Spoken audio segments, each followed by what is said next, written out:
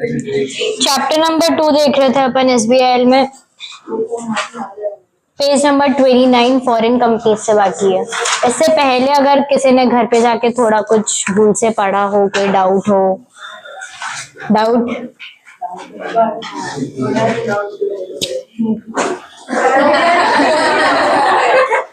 क्या लाइन बोली है, वाह। चलो, फॉरेन कंपनीज। अब फॉरेन कंपनी किसी ने सुना हुआ है पहले टर्म क्या होता है कंपनी लॉ में? कहीं कुछ छोटा मोटा बेसिक क्या होता है फॉरेन कंपनी?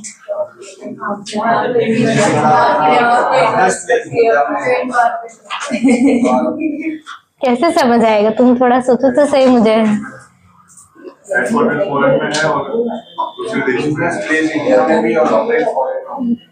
ठीक है, नाइस। और कुछ?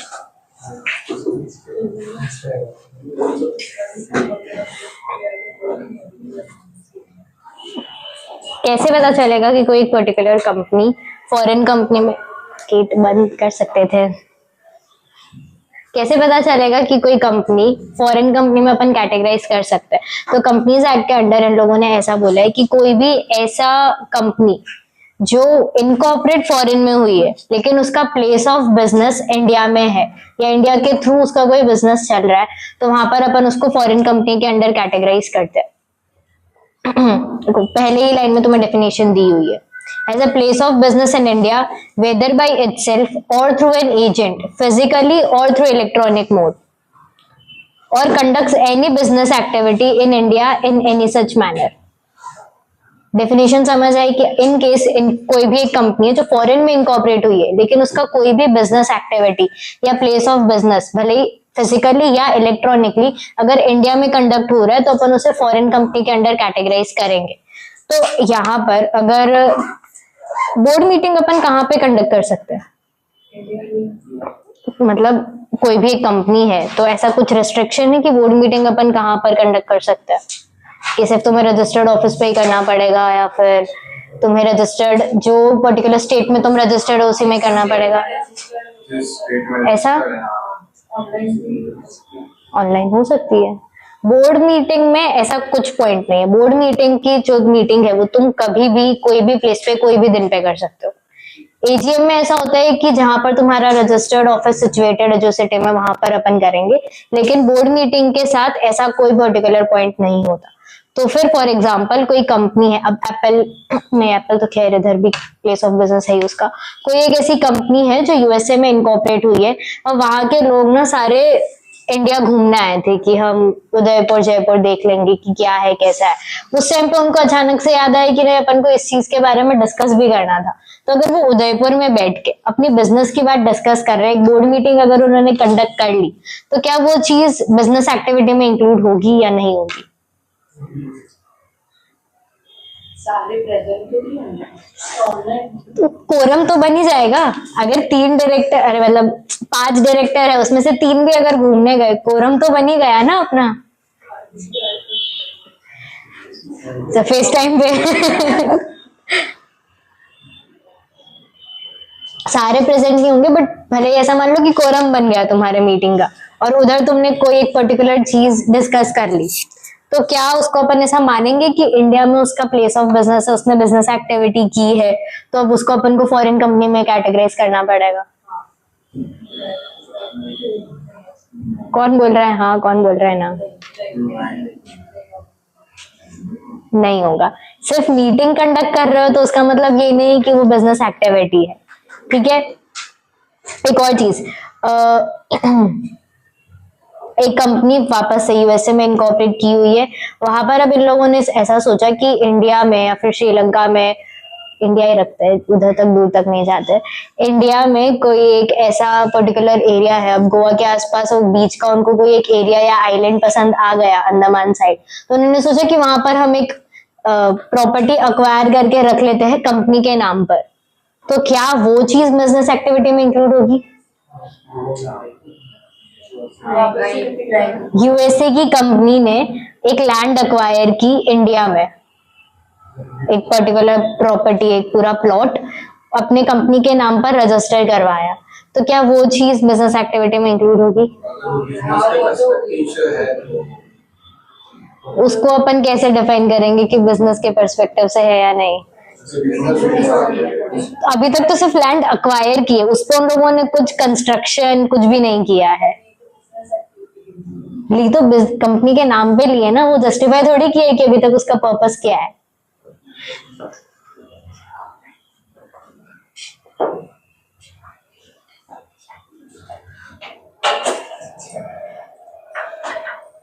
क्वेश्चन समझ आया? तो उसको अपन फॉरेन कंपनी बोलेंगे या नहीं बोलेंगे? नहीं बोलेंगे। ठीक है, एक और सिचुएशन।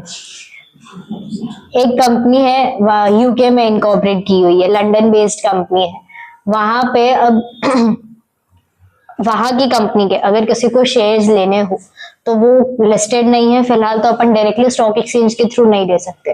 तो यूके की कंपनी ने ऐसा सोचा कि हम इंडिया में एक ऑफिस सेटअप कर लेंगे जिसपे सिर्फ यही एक काम चलेगा कि इनकेस अगर हमारी कंपनी में किसी को इन्वेस्टमेंट करना है, किसी को शेयर्स लेने हैं या ट्रांसफर करने हैं, तो वो ऑफिस के थ्रू अपन कर सकते हैं। तो क्या इस सिचुएशन में अपन उसको फॉरेन कंपनी का टैग दे सकते हैं या नहीं?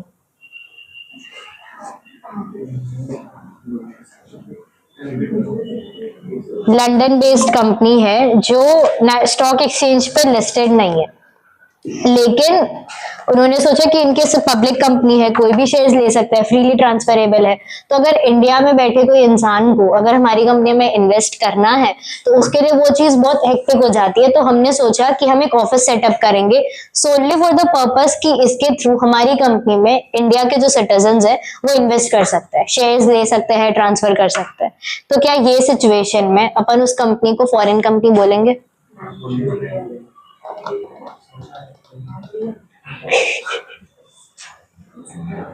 अगर उसकी मेन एक्टिविटी वही है तो बोलिए। बट शेयर ट्रांसफर का क्या मेन एक्टिविटी, क्या बिना मेन, वो तो अपनी कंपनी से कंपनी के लिए इन्वेस्टमेंट मांग रहा है ना। मैं तो सिचुएशन बता रही हूँ।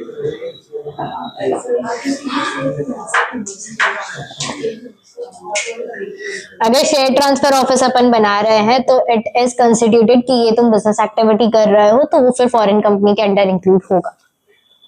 हाँ सही थे तुम, समझ आया?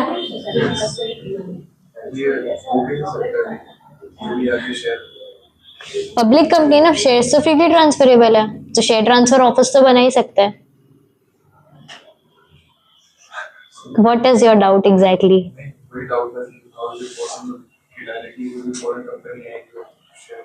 अभी अगर ऐसा है कि इन्वेस्टमेंट एक नॉर्मल अपनी इंडिया की कंपनी फॉरेन से इन्वेस्टमेंट लेती है, होता ही है ना कि अपने एफडीआई के रूल्स के हिसाब से अपन फॉरेन में इन्वेस्टमेंट लेते हैं।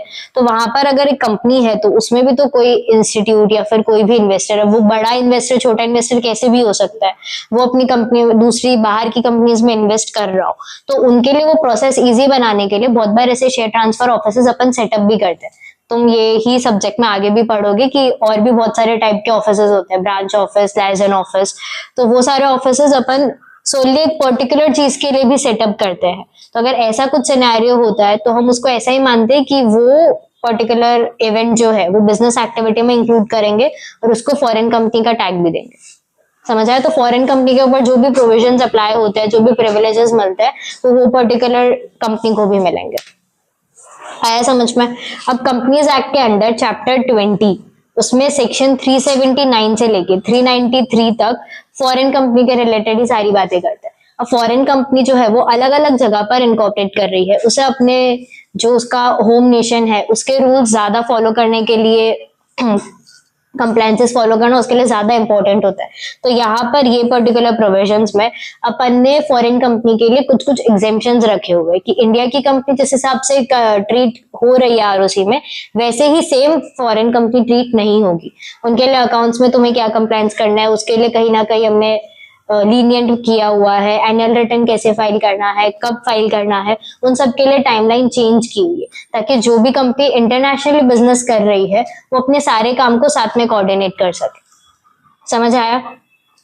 क्या क्या प्रोविजन है वो भी देख लो। पहली चीज जो बात करें दैट इज रिगार्डिंग सेक्शन 380 ऐसा बोलते हैं कि कोई भी कंपनी अगर इंडिया में प्लेस ऑफ बिजनेस सेटअप कर रहा है तो उसके लिए उसे क्या क्या डॉक्यूमेंट्स चीजें रजिस्टर आरओसी के साथ रजिस्टर करानी पड़ेगी। पहली चीज है certified copy of the charter documents. Charter documents क्या होते हैं कंपनी के? एमओए और एओए। तो अब ये जो डॉक्यूमेंट्स है वो जो भी उसकी रीजनल लैंग्वेज है, अब अगर चाइना की कंपनी है तो उनके तो मेमोरेंडम चाइनीज मैंडेरिन में बने होंगे ना, तो उसका वेरीफाइड इंग्लिश ट्रांसलेटेड कॉपी भी तुम्हें साथ में सबमिट करना पड़ेगा। समझ आया? नेक्स्ट, रजिस्टर्ड ऑफिस, जो प्रिंसिपल ऑफिस है उसका मेन जो ऑफिस जो भी कंट्री में है उसका फुल एड्रेस। नेक्स्ट, डायरेक्टर्स और सेक्रेटरीज की लिस्ट। इंडिया में अगर तुम ब्रांच ऑफिस या फिर अपनी कंपनी सेटअप कर रहे हो तो वहां पर मेन इंसान कौन है, कौन तुम्हारी कंपनी को रिप्रेजेंट कर रहा है या उसके अफेयर्स कौन चेक कर रहा है, उसकी सारी details. Particulars of opening and closing a place of business in India on earlier occasion. In case अगर तुमने कंपनी नहीं करके कोई ऑफिस सेटअप की हुई है इंडिया में पहले कभी, तो उसकी सारी डिटेल्स भी तुम्हें साथ में मेंशन करनी पड़ेगी। Declaration of that none of the directors of the company or the authorized representative in India has been convicted. Convicted का मतलब क्या होता है?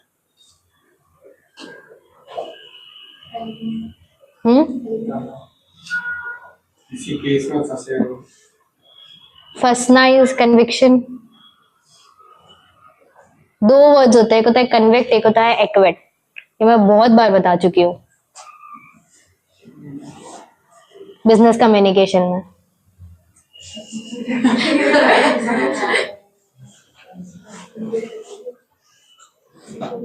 जो किसी केस में दोषी पाए जाते हैं, अगर वो गिल्टी है तो वो कन्विक्ट होते हैं, और इनकेस अगर वो बाइज्जत बरी हो जाते हैं तो वो एक्विट होते हैं। तो यहाँ पर अभी अगर कंपनी के मैनेजमेंट में, भले ही इंडिया में या अब्रॉड में, ऐसा कोई भी कन्विक्शन के अंडर वो गिल्टी पाए गए हैं या फिर उनको कोई एक इंस्टीट्यूट या अथॉरिटी से डिबार कर दिया गया, डिबारस बाहर निकाल देना कि अब तुम यहाँ पर अपना काम कंटिन्यू नहीं कर सकते, तो वो सारी चीजों का तुम्हें डिक्लेरेशन देना पड़ेगा कि ये पर्टिकुलर कंपनी में ऐसा कोई भी इंसान नहीं है।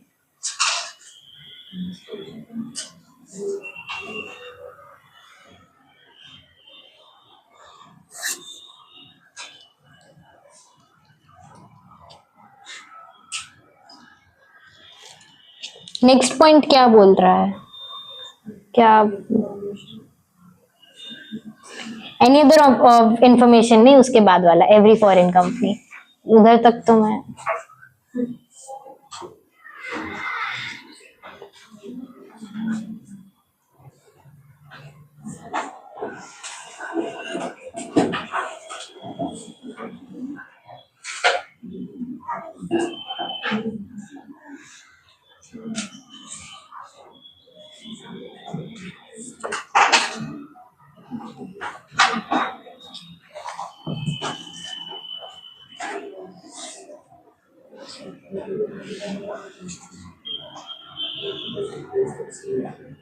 इंटरप्रिटेशन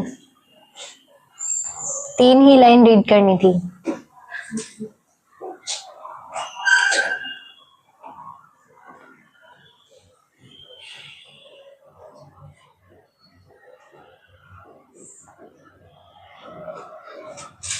इसका मतलब ये कि कंपनी का नेम और कहाँ पे इनकरेक्ट हो रही है, इनकॉर्पोरेट हो रही है, करप्ट नहीं हो रही।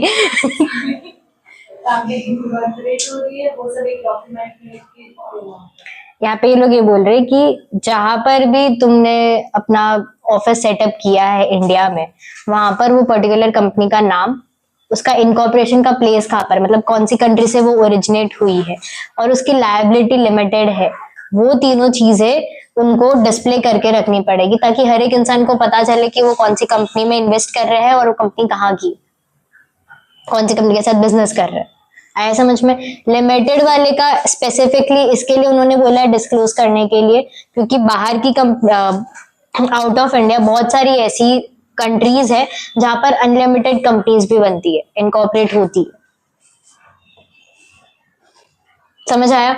सेक्शन अभी अपने जो बुक्स ऑफ अकाउंट्स है वो अपन कौन से ईयर के हिसाब से बनाते हैं?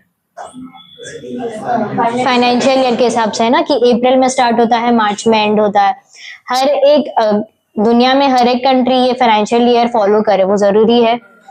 तो इसके लिए यहाँ पर फॉरेन कंपनी में इन्होंने बोला है कि अगर तुम अपने books of accounts calendar year के हिसाब से भी मेंटेन करोगे ना तो भी चलेगा, दैट इज जनवरी से दिसंबर।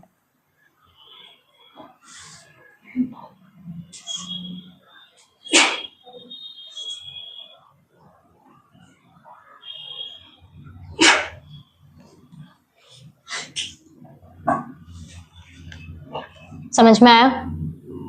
अब जो अपने वो यूके वाली जो कंपनी थी, उन्होंने यहाँ पर अपना शेयर ट्रांसफर का ऑफिस स्टार्ट किया, तो अपन ऐसा ही अज्यूम कर रहे हैं कि वो एक फॉरेन कंपनी है। तो वहां पर अगर वो यूके बेस वाली कंपनी डिसॉल्व हो जाती है या फिर इंसॉल्वेंट हो जाती है, तो क्या यहाँ पर तुम्हें उसके लिए कोई प्रोसीजर फॉलो करना पड़ेगा? अगर ओरिजिन कंपनी ही उठ चुकी है तो इंडिया में जो तुमने ऑफिस सेटअप किया हुआ है उसके लिए क्या प्रोसीजर रहेगा?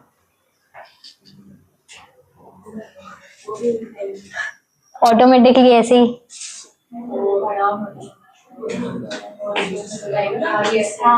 अनरजिस्टर्ड कंपनी का नाम है। उसमें अभी अगर ऐसा हो रहा है, सुनो मैं बता रही हूँ, अगर कोई फॉरेन कंपनी जिसका ओरिजिन जहां पर हुआ है वहां पर वो कंपनी डिसॉल्व हो जाती है या वाउंड अप हो जाती है, तो भले ही उधर से उसका पूरा नाम हट चुका है, उनको वो सेम प्रोसीजर इंडिया में भी फॉलो करना पड़ेगा। जो इंडिया के प्रोविजंस में कंपनीज एक्ट में अपन ने लिखा हुआ है कि इनकेस अगर तुम्हें कंपनी को वाउंड अप करना है तो क्या प्रोसीजर रहेगा, एडवर्टाइजमेंट देना, आरओसी में एप्लीकेशन फाइल करना, उनको इंटीमेशन देना, वो सारी चीजें फॉरेन कंपनी को भी फॉलो करनी पड़ेगी। भले ही उसकी जो प्रिंसिपल ऑफिस थी वो अब है ही नहीं, फिर भी। समझ आया?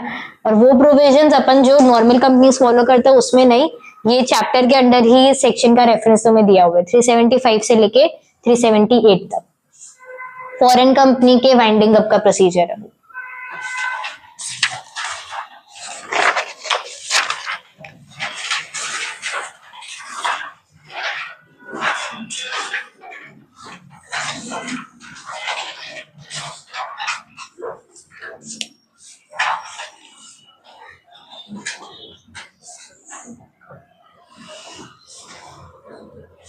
समझ में आया? अब कोई फॉरेन कंपनी अगर यहाँ पर इंडिया में अपन ने इनकॉर्पोरेट की, उसके बाद में जो मेन ओनर है, 50% से ज्यादा इक्विटी कैपिटल या 50% से ज्यादा कंट्रोल अगर कोई इंडियन रेसिडेंट के हाथ में है, इंडियन सिटीजन के हाथ में ऐसी कंपनी का, तो अपन ऐसे ही डील करेंगे कि वो एक इंडियन कंपनी है, ना कि एक फॉरेन कंपनी, क्योंकि जो मेजोरिटी कंट्रोल है वो इंडिया के लोगों के हाथ में। समझ आया? तो 379 तुम्हें यही बात बता रहा है। लैंग्वेज थोड़ी सी एक्ट की दी हुई है, तो एक बार रीड कर लो।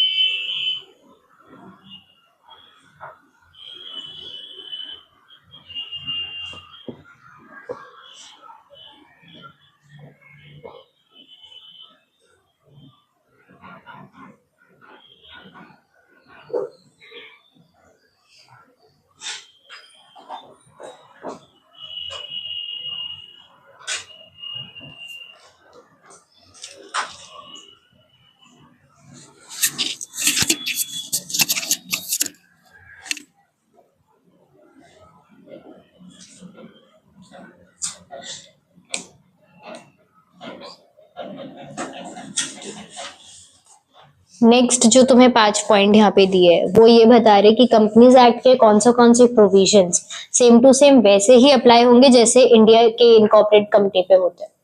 डिबेंचर्स का पॉइंट हो गया, एनुअल रिटर्न जो तुम फाइल करते हो, अकाउंट्स का इंस्पेक्शन, उसका मेंटेनेंस, रजिस्ट्रेशन ऑफ चार्जेस, ये सारे पॉइंट्स अपन ने कंपनी लॉ में कहीं ना कहीं पढ़े हुए।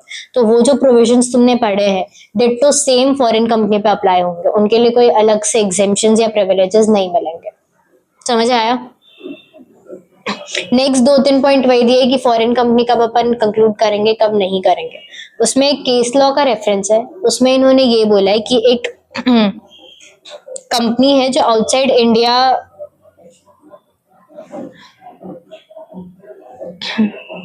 जो आउटसाइड इंडिया, अरे सॉरी, यहाँ पर इनकॉर्पोरेट हुई थी। लेकिन बहुत बार फ्रीक्वेंट, ऐसा नहीं कि एक दो बार तुमने मीटिंग कहीं और की या फिर कहीं और की, बहुत बार मीटिंग्स जो है वो एक पर्टिकुलर प्लेस पे ही हुई थी, इंग्लैंड में। फ्रीक्वेंटली अगर वो चीज कंटिन्यू होती जा रही है तो फिर इंडिया में ये कंक्लूड किया गया था कि ये पर्टिकुलर कंट्री, अरे कंपनी का जो प्लेस ऑफ बिजनेस है वो इंग्लैंड में भी है। समझ आया? एक बार अगर तुम मीटिंग कंडक्ट कर रहे हो तो दैट इज फाइन, लेकिन वो चीज अगर फ्रीक्वेंटली हो रही है कि तुम्हारे बिजनेस के मैटर्स वहां पर ही डिस्कस हो रहा है, उधर ही इम्प्लीमेंट हो रहा है, तो हम ऐसा कंक्लूड करेंगे कि तुम्हारा प्लेस ऑफ बिजनेस इंग्लैंड में भी है। समझ आया? ये केस लॉ का रेफरेंस में इंग्लैंड है, बाकी अपन कोई भी कंट्री का रेफरेंस ले सकते हैं।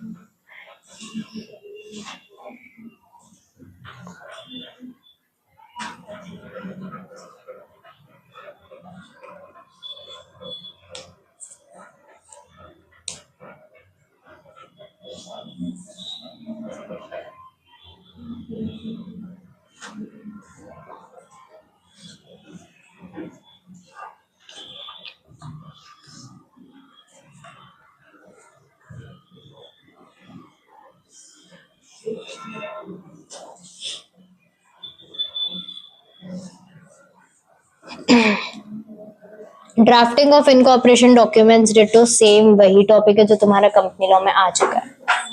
कितने, क्या क्या होता है इनकॉर्पोरेशन डॉक्यूमेंट्स? एमओए और एओए। एमओए में क्या कितने क्लॉजेस होते हैं? 7 वाला ओपीसी के फॉर्म में 7 होते हैं, नहीं तो इन जनरल 6 क्लॉजेस होते हैं। कौन से कौन से? एक clause, office clause, situation clause, objective clause, capital, liability. एक बचा है,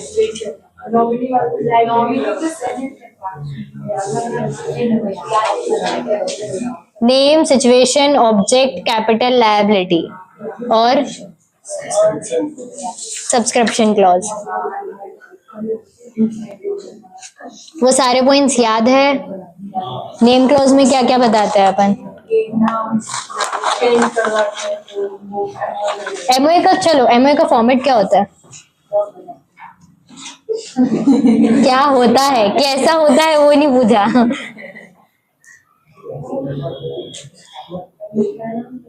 कहाँ पे लिखा है? हाँ सर ने तो दिखाया होगा, मैं पूछ रही हूँ कौन से फॉर्मेट में एमओए का, एमओए फॉर्म होता है, ड्राफ्ट होता है। हर एक कंपनी का सेम फॉर्मेट होता है, तो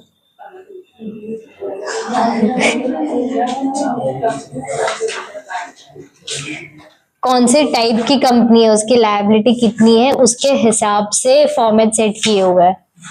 अगर लिमिटेड बाय शेयर्स है तो टेबल ए अप्लाई होता है। अगर लिमिटेड बाय गारंटी है जिसका शेयर कैपिटल नहीं है तो टेबल बी। याद आया? ऐसा कुछ देखा था। सेम चीज एओए में भी है।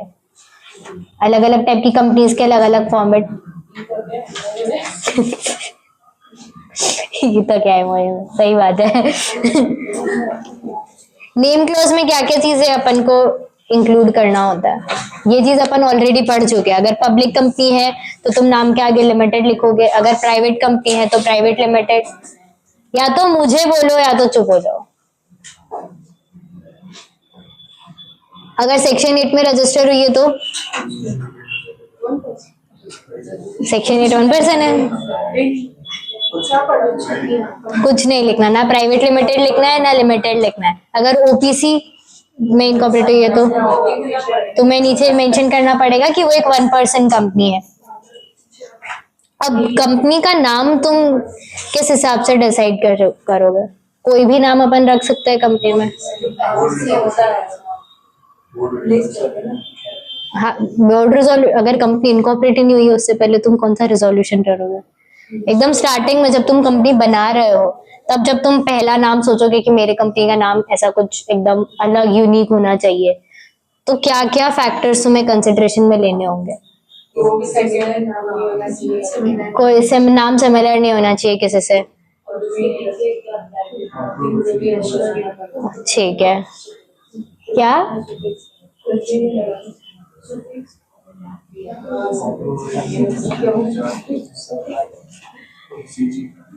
सेंट्रल गवर्नमेंट ने ना एक लिस्ट बनाई हुई है। क्या? वो हम सिलेक्ट करते हैं ना।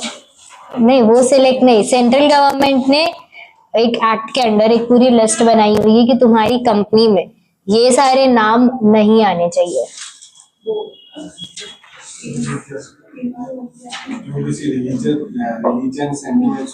कोई रिलीजियस सेंटिमेंट को हर्ट करे या फिर इस हिसाब से डिनोट करे कि वो एक गवर्नमेंट कंपनी है लेकिन वो नहीं है। अगर ऐसा कुछ नाम में तुम यूज कर रहे हो या फिर ब्रिटिश इंडिया नाम लगा रहे हो, कोई भी ऐसी चीज जिससे इंडिया की सिक्योरिटी या फिर उसके कल्चरल सेंटिमेंट्स को हर्ट हो रहा है, तो वो सारी चीजें तुम अपनी कंपनी के नाम के आगे नहीं लगा सकते। एक और रूल बनाया हुआ है कंपनी लॉ में, रूल नंबर 8, जो तुम्हें प्रोविजंस बताते हैं कि किस टाइप के नाम नहीं होने चाहिए आइडेंटिकल नेम्स के अंदर।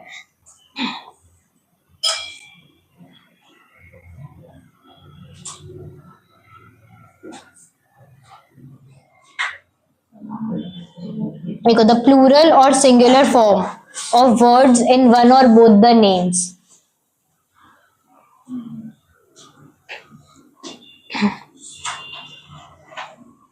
कोई अगर ऐसा नाम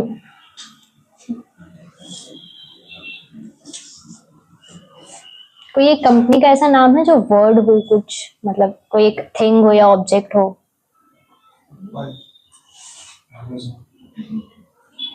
अमेज़न को पर अपन प्लूरल में नहीं कर सकते अमेज़न को। एप्पल, अगर एप्पल है, हाँ, तो अगर तुम एप्पल की जगह एप्पल्स लिमिटेड बना दोगे तो वो चीज नहीं चलेगी। यहाँ पर इन्होंने ये साफ साफ लिखा हुआ है। Next, type and cases of the letter. Apple ने जब अपना नाम इनकॉर्पोरेट कराया था तब उन्होंने ए कैपिटल करके बाकी सारी चीजें स्मॉल केस में लिखवाई होगी। तुम सोच रहे हो कि नहीं हम सारे अपर केस में लिखवा देंगे तो हमारा नाम अलग हो जाएगा, तो वो चीज पॉसिबल नहीं है। या फिर तुम ए के बाजू में एक डॉट, पी के बाजू में एक डॉट, ऐसे करके अपने नाम को एक्सटेंड करके अलग दिखा रहे हो, तो वो चीज भी नहीं चलेगी।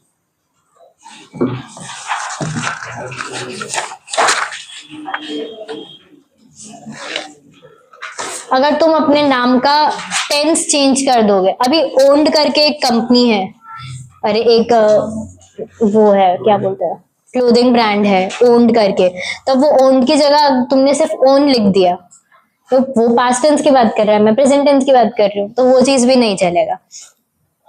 Use of different spelling, owned में उन्होंने ई नहीं यूज किया था, हम करेक्ट स्पेलिंग के साथ लिख रहे हैं, तो वो चीज भी नहीं चलेगा। Use of host name such as www और domain extension such as net, org, dot और .com। अपना वेबसाइट का पूरा नाम तुम अपनी कंपनी के नाम में नहीं ऐड कर सकते। ऐसा www.zomato.in तुम्हारी कंपनी का नाम नहीं हो सकता। समझ आया? अपनी कंपनी के नाम के आगे या पीछे जो तुम डोमेन नेम में एक्सटेंशंस लगाते हो वो चीज ऐड नहीं कर सकते। Order of the words, Tata and son से अपन सन एंड टाटा कर देंगे तो नहीं चलेगा।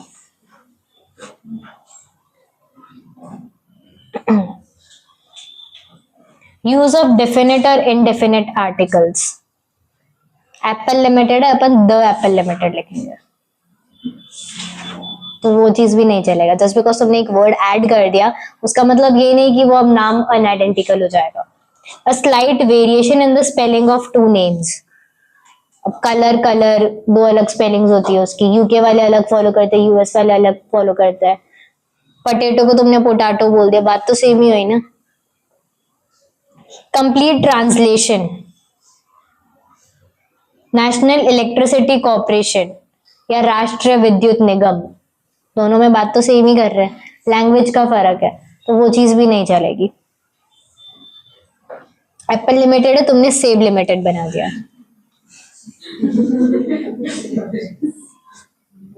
Addition of the name to a place to an existing name, Apple Limited USA में इनकॉर्पोरेट हुई है, अपन एप्पल कश्मीर बनाएंगे, तो वैसे भी रेफरेंस चला जाएगा और जगह भी तो अलग हुई ना, तो वो चीज भी नहीं चलेगी।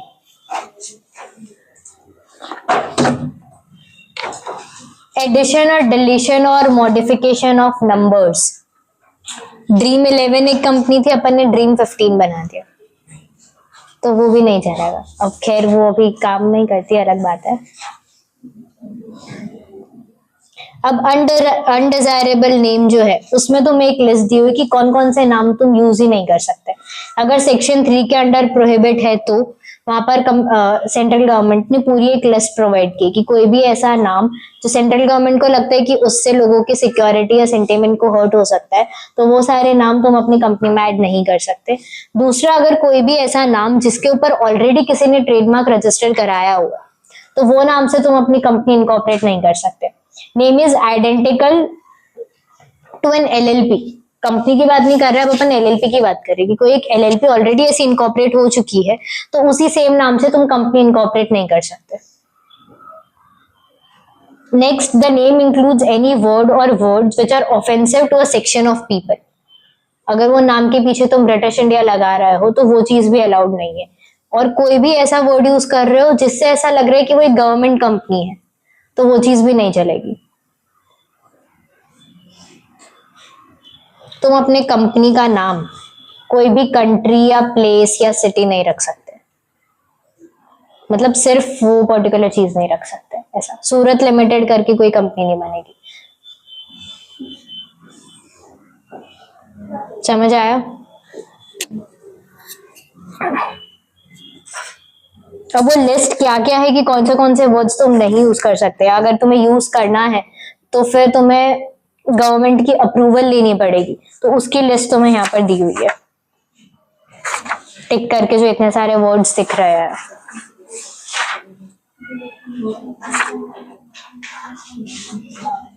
समझ आया? तो अब मेरा एक क्वेश्चन है कि अभी जो टाटा ग्रुप है या फिर अदानी ग्रुप है, तो उसमें इन लोगों ने अदानी के ही नाम से बहुत सारी चीजें चालू की है। अदानी पावर भी है, अदानी कोई दूसरा नाम भी है, तो वो चीज फिर कैसे अलाउ की गई? वो भी तो सिमिलर हुआ ना। किससे अप्रूवल लिया?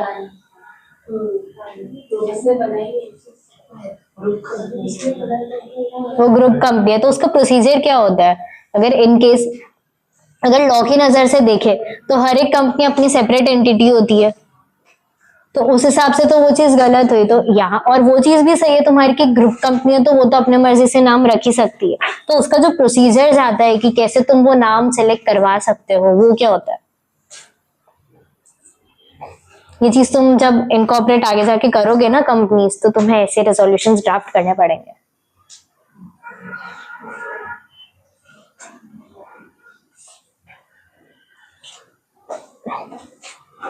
जैसे ही तुम ऐसी कोई कंपनी फॉर्म करने जा रहे हो जिसमें तुमने अपना जो मेन तुम्हारी जो प्रिंसिपल ऑफिस है, जो तुम्हारी मेन होल्डिंग कंपनी है, उसका नाम ऐड कर रहे हो, तो जितनी भी ऐसी कंपनीज तुमने ऑलरेडी इनकॉर्पोरेट की है ना, उन सारी कंपनीज से तुम एक रेजोल्यूशन मतलब बोर्ड मीटिंग कंडक्ट होगी वहां पर कि इनकेस अगर ऐसी कोई तीसरी कंपनी बनती है जिसमें ये पर्टिकुलर नाम यूज हो रहा है, तो हमें उससे कोई दिक्कत नहीं है। और वो यूनानिमस रेजोल्यूशन होना चाहिए, मतलब जितने भी मीटिंग में जितने भी लोग हैं वो सब उस चीज से अग्री करते हुए होने चाहिए। तो अगर ऐसे रेजोल्यूशंस ड्राफ्ट हो जाते हैं, तो जब तुम नेम के लिए अप्लाई करोगे तो उसके साथ में तुम ये रेजोल्यूशंस भी अटैच करोगे कि अगर हम ये सेम नाम यूज कर रहे हैं तो एक भी इंसान को कोई दिक्कत नहीं है।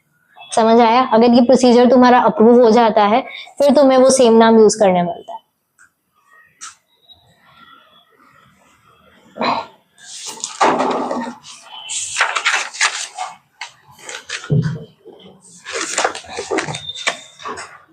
Next step, precautions to be taken care before applying for the proposed name. पहली चीज तो तुम पहले से ही ये चेक करके रख लो कि जो तुम नाम सोच के रख रहे हो अपनी कंपनी के लिए, वो ऑलरेडी कहीं यूज ना हो रहा हो। कंपनी में भी, एलएलपी में भी, और उस नाम से कोई ट्रेडमार्क भी रजिस्टर्ड नहीं होना चाहिए। और वो सारी चीजें तुम आराम से अगर इंटरनेट पे जाओ, एमसी की पोर्टल पे जाओ, ट्रेडमार्क के पोर्टल पे जाओ, तो वो चीज तुम सर्च कर सकते हो। Next, propose name includes the word, हाँ ट्रेडमार्क वाला हो गया। रॉन्ग क्लास, कैटेगरी, सब category of the propose name is mentioned in the web form. जब तुम नाम अप्लाई करने जा रहे हो तो उस टाइम पर तुम्हें अपनी कंपनी की डिटेल्स भी तो बतानी पड़ेगी कि वो कौन से टाइप का बिजनेस कर रही है, प्राइवेट लिमिटेड है या पब्लिक लिमिटेड है। अगर ऐसी कोई चीज में तुम लोगों ने कोई गड़बड़ की है और उसका सपोर्टिंग डॉक्यूमेंट कुछ और बोलता है, तो वैसे केस में तुम्हारा फॉर्म एक्सेप्ट नहीं होगा। Industrial activity code of NIC, जब भी तुम कंपनी इनकॉर्पोरेट करने चाहते हो ना, तो तुम्हें स्पेसिफिकली इंडस्ट्री स्पेसिफिक बतानी पड़ेगी कि तुम्हारी कंपनी ये पर्टिकुलर इंडस्ट्री में काम करेगी, यहाँ पर उसका बिजनेस इधर जाएगा। हर एक इंडस्ट्री के लिए कोड अलग होता है और वो कोड तुम्हारे एनुअल रिटर्न में भी साथ में फाइल होता है कि हम इस इंडस्ट्री के अंदर भी तुम एग्जैक्टली क्या काम कर रहे हो, तुम्हारे MOA में कौन से बिजनेस एक्टिविटीज आ रही है, उस पर भी डिफरेंट डिफरेंट कोड्स डिफर करते हैं। तो वो कोड तुम्हें साथ में मेंशन करना पड़ेगा। इनकेस अगर कोड गलत ज्यादा है तब भी फॉर्म एक्सेप्ट नहीं होगा।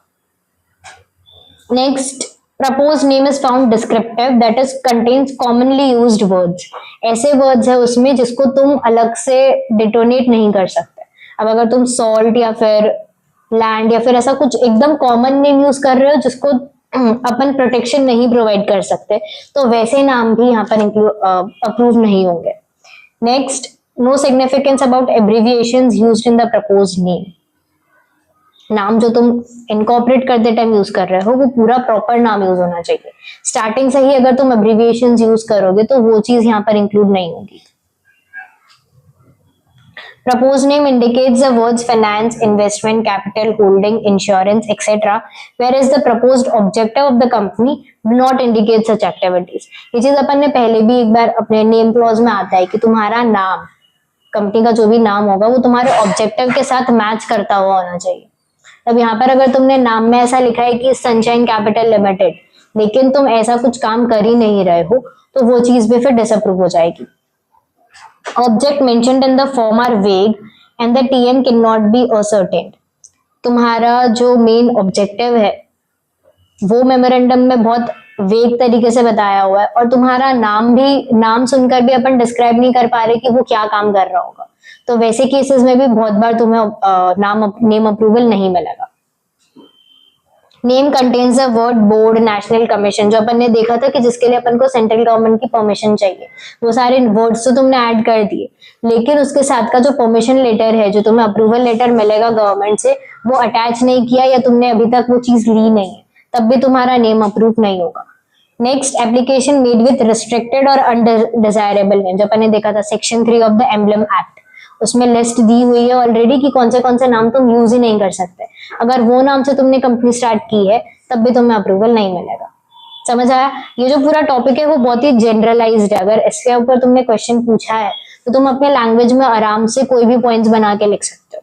अभी ऊपर भी अपन ने देखा था कि कौन से नाम नहीं होने चाहिए, उन सब का प्रिकॉशन लेना है, फॉर्म फाइल करते टाइम प्रिकॉशंस लेना है, तो वैसे जनरलाइज्ड पॉइंट्स ही है इसमें।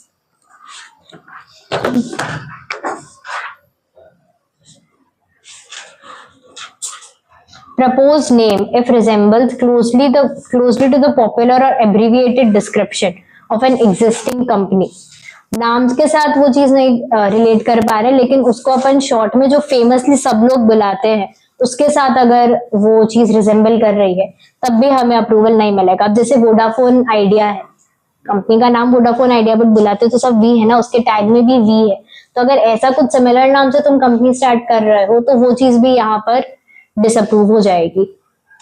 Previous approval of the central government has not been obtained or attached with the application. कोई भी वर्ड जिसमें अप्रूवल की जरूरत थी और वो एप्लीकेशन तुमने साथ में नहीं सबमिट की तो भी तुम्हारा फॉर्म अप्रूव नहीं होगा। If the proposed name contains the name of a foreign country, city, town, etc. तो उसके साथ में तुम्हें वो चीज भी मेंशन करनी पड़ेगी कि यहाँ से तुम्हारा कोई रिलेशन है, इसके लिए तुमने वो नाम ऐड किया है। समझ आया?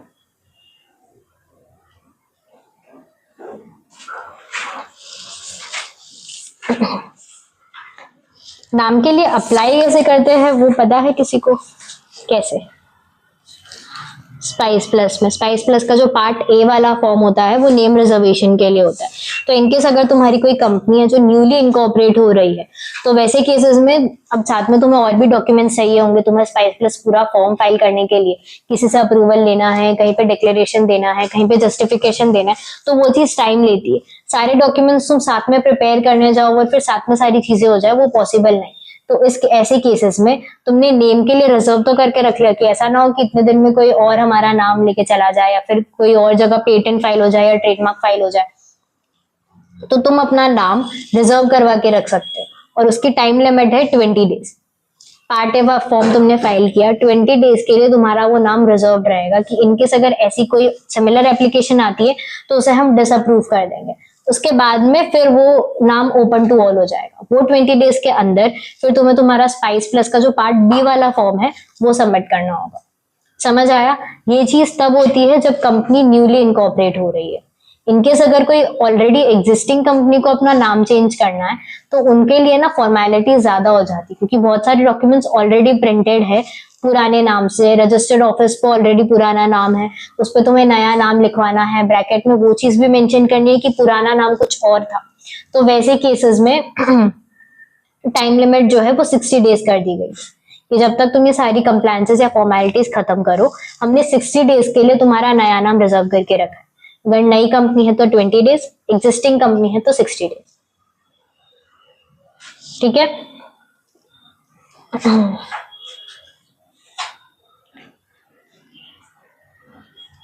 अब common reasons for rejection of name, ये चीज एक बार रीड कर लो, वापस सिमिलर ही पॉइंट्स जाएंगे।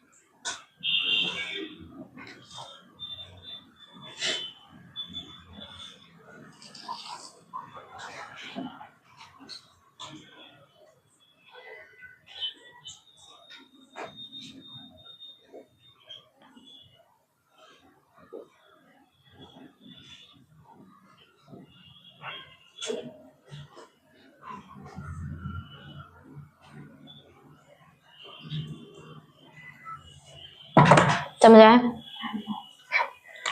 सेक्शन 4 अब आगे पेनल्टी की बात करता है कि इन केस जब तुम नेम रिजर्व कराने जा रहे थे तब तुमने कोई गलत इन्फॉर्मेशन दी या फिर गलत नाम बताया या फिर जो एप्लीकेशन या परमिशन लेटर तुम्हें साथ में अटैच करना था वो गलत था या फिर फॉल्सली तुमने वो चीज ड्राफ्ट की हुई है, तो वैसे केसेस में तुम्हारा नाम तो रिजर्वेशन से हट ही जाएगा, उसके साथ साथ में तुम्हारे ऊपर पेनल्टी भी लग सकती है विच में extend to 1 lakh rupees. Suppose name reservation वाले टाइम वो सारी चीजें पता नहीं चली और कंपनी ये पर्टिकुलर नाम से इनकॉर्पोरेट हो गई जो गलत है या फिर फॉल्स क्लेम्स पे बनी है, तो वैसे केसेस में जो भी अपनी अथॉरिटी है उनके पास 3 ऑप्शन है। या तो वो 3 महीने का टाइम देगी, सबसे पहले तो अपॉर्चुनिटी ऑफ बीइंग हर्ड मिलेगी कि अब तुम हमें जस्टिफाई करो कि तुमने ये गलत नाम से कंपनी इनकॉर्पोरेट क्यों की। वो चीज हुई, अगर जस्टिफाइबल नहीं लगा तो 3 ऑप्शन है। या तो एंटिटी तुम्हें 3 महीने का टाइम देगी कि इतने टाइम में तुम अपना नाम चेंज करा लो, वो चीज नहीं हुई तो या तो तुम कंपनी को स्ट्राइक ऑफ करने के लिए बोल सकते हैं या फिर कंपनी को वाइंड अप करने के लिए बोल सकते हैं।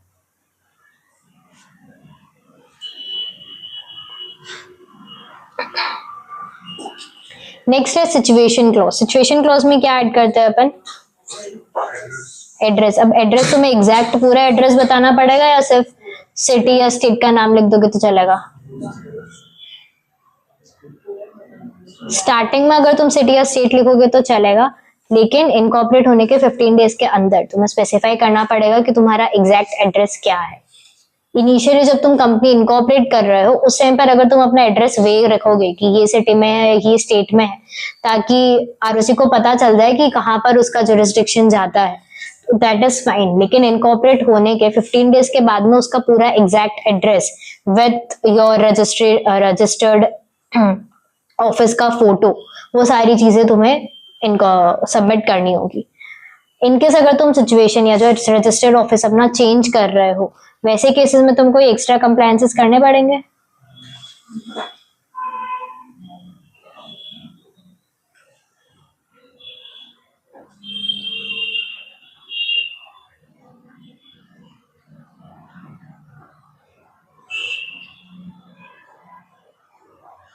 एमओए में चेंज करते हैं तो क्या प्रोसीजर होता है?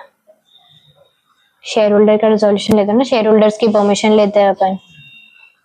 अब रजिस्टर्ड ऑफिस जहां पर भी तुमने बनाया है वो रजिस्टर्ड ऑफिस पे कंपनी का नाम, उसका Sen is corporate identification number, और उसके साथ में कोई भी कॉन्टैक्ट डिटेल्स, वो चीज तुम्हें एकदम प्रोमिनेंटली डिस्प्ले करनी पड़ेगी। उसके साथ साथ में इनकेस अगर कंपनी का कोई लीगल सील है या फिर कोई स्टैम्प तुमने बनवाया है जो कॉमन सील होता है, वहां पर भी वो एड्रेस तुम्हें स्पेसिफिकली मेंशन करना पड़ेगा। अगर वेबसाइट बनाई है कंपनी ने अपने बिजनेस के लिए तो वो वेबसाइट पे भी तुम्हारा एड्रेस साथ में डिस्प्ले होगा।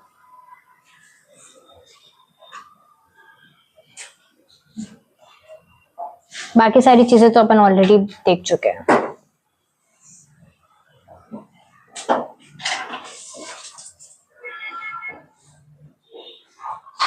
ऑब्जेक्ट क्लॉज क्या होता है?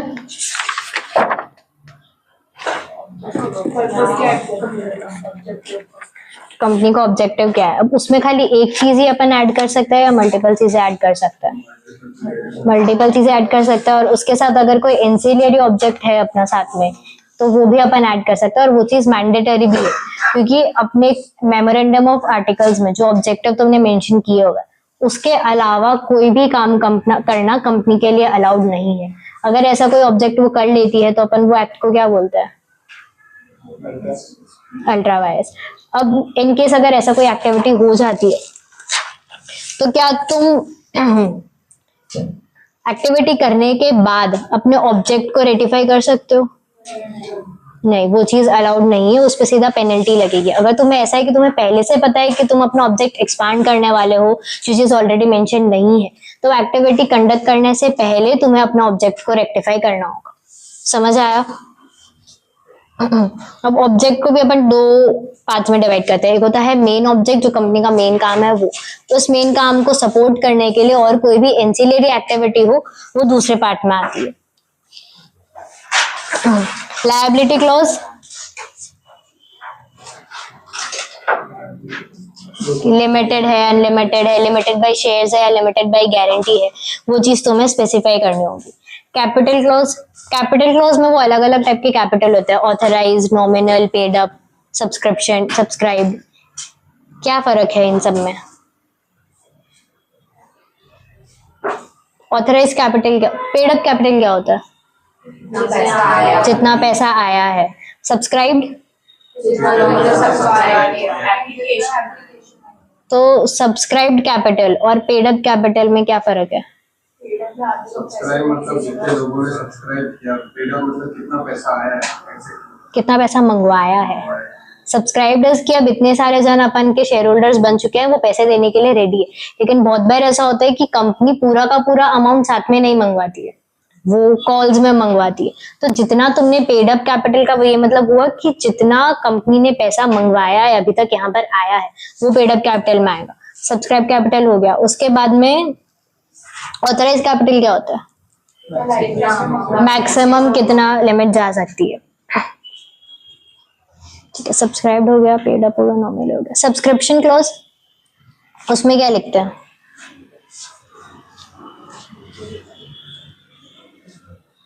मेमोरेंडम ऑफ आर्टिकल्स बनने के टाइम पे कितने शेयर्स अपन ने कितने लोगों ने कितने शेयर सब्सक्राइब किए हैं उसकी डिटेल्स। वो सब्सक्राइब लोगों को अपन क्या बोलते हैं? जो इनकॉर्पोरेट करते हैं कंपनी को, उनको अपन क्या? प्रमोटर। समझ आया? अब एक चीज अपन को और याद रखनी है कि आर्टिकल्स और मेमोरेंडम में तुमने कोई भी ऐसा प्रोविजन ऐड किया है जो कंपनीज एक्ट के अगेंस्ट में जा रहा है, तो वो चीज अपन स्टार्टिंग से ही वॉइड मानेंगे। लेकिन उसका मतलब ये नहीं कि तुम अपने रूल्स को और स्ट्रिक्ट नहीं कर सकते, जो एंट्रेंचमेंट प्रोविजंस अपन बोलते हैं। कि सपोज अगर कंपनी में ऐसा बोला है कि कंपनीज एक्ट में ऐसा बोला है कि साल में तुम्हें 4 बार बोर्ड मीटिंग्स करनी पड़ेगी, तुमने अपने आर्टिकल्स में लिखा कि नहीं हम साल में 5 बार करेंगे तो ही वैलिड माना जाएगा, तो वो चीज अलाउड है क्योंकि अपना 4 वाला जो क्राइटेरिया है वो तो फुलफिल हो ही रहा है ना, उसके साथ में तुम एक्स्ट्रा जितना भी करो और बेटर ही है। लेकिन उसके अगेंस्ट में अगर तुम ऐसा लिखते कि कंपनीज एक्ट में बोला है कि 4 मीटिंग करनी है, तुम बोल रहे कि नहीं हमारा 3 में काम हो जाएगा, तो वो चीज नहीं चलेगी। समझ आया?